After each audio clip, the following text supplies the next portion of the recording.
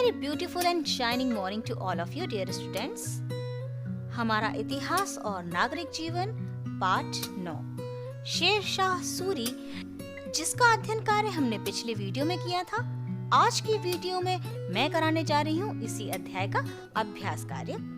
हम जल्द ही करेंगे, लेकिन उससे पहले एक नजर डाल लेते हैं आज के विचार पर। ये रहा आपकी स्क्रीन पर।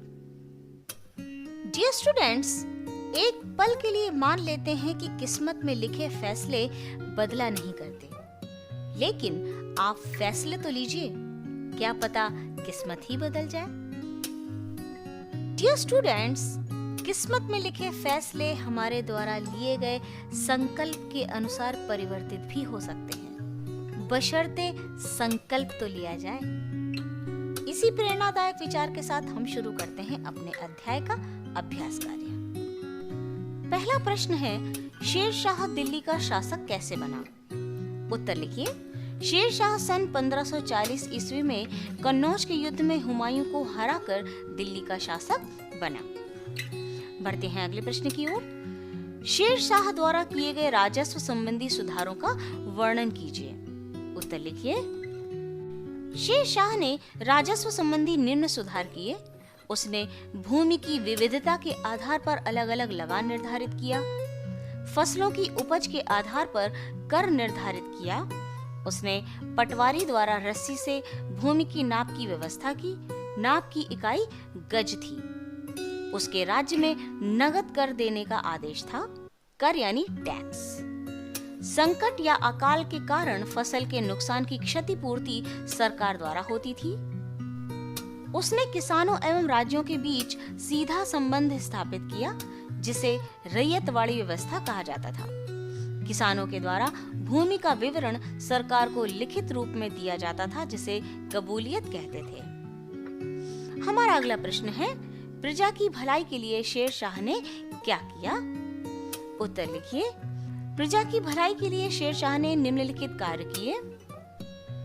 उसने पेशावर पंजाब से सोनार गांव यानी बंगाल से जोड़ने वाली सड़क बनवाई, जिसे ग्रांड ट्रंक रोड यानी GT रोड कहते हैं, जिससे यातायात एवं संचार व्यवस्था में तेजी आई। उसने जौनपुर तथा बुरहानपुर को दिल्ली से जोड़ दिया, इससे व्यापार का मार्ग आसान हो गया। उसने सड़क के दोनों ओर वृक्ष लगवाए, जनता के विश्राम के लिए सराय बनवाई और पानी पीने की व्यवस्था के लिए कुएं खुदवाए। उसने शिक्षा के प्रचार के लिए कई मकतब एवं मदरसे खुलवाए। उसने दिल्ली में पुराने किले का निर्माण करवाया। अगला प्रश्न है, शेरशाह की प्रशासनिक व्यवस्था के बारे में आप क्या जानते हैं? उत्तर लिखिए। शेरशाह की प्रशासनिक व्यवस्था काफी चुस्त थी।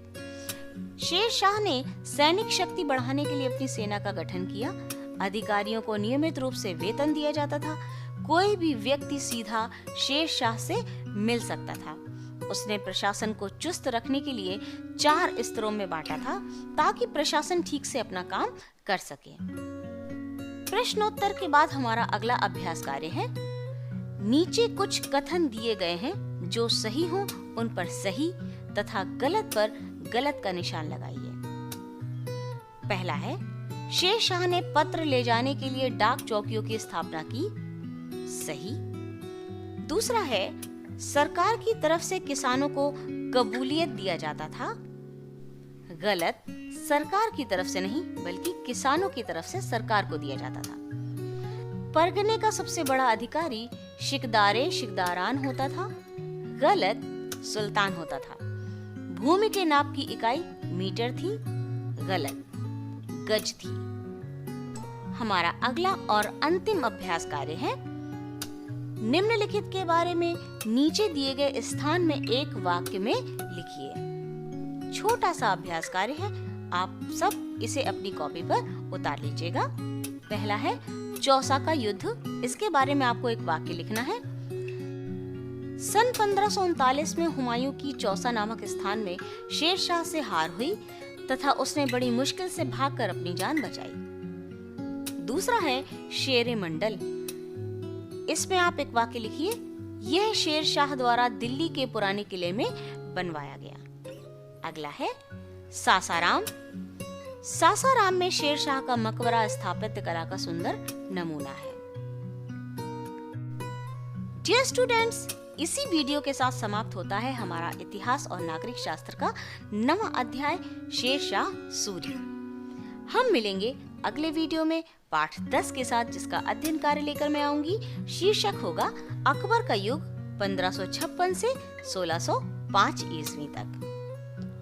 डियर स्टूडेंट्स, अगर आपने मेरे चैनल को अब तक सब्सक्राइब नहीं किया है तो जरूर करें और वीडियोस पसंद आए तो उसे लाइक जरूर कीजिएगा और हाँ, ज्यादा से ज्यादा शेयर कीजिए। घर में सुरक्षित रहकर इन वीडियोस के माध्यम से अपनी पढ़ाई को सुचारू रूप से जारी रखिए। खूब पढ़िए, खूब बढ़िए। Thank you.